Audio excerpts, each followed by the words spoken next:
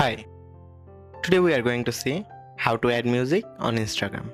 First of all, go to Instagram, then you have to create a story. I am now creating a story, just simply clicking a photo. After that, I will draw and make colorful it. Here in the screen, swipe up, then you can see the music icon or you can search for it.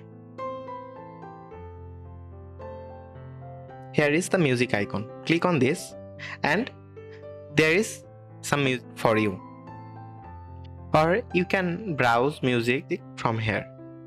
So for video purpose, I am just entering a music.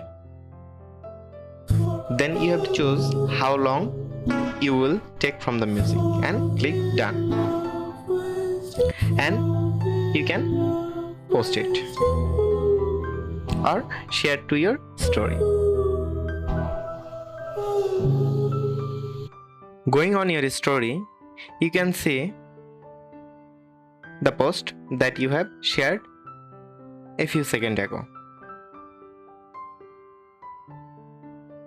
So that's how to add music in Instagram story.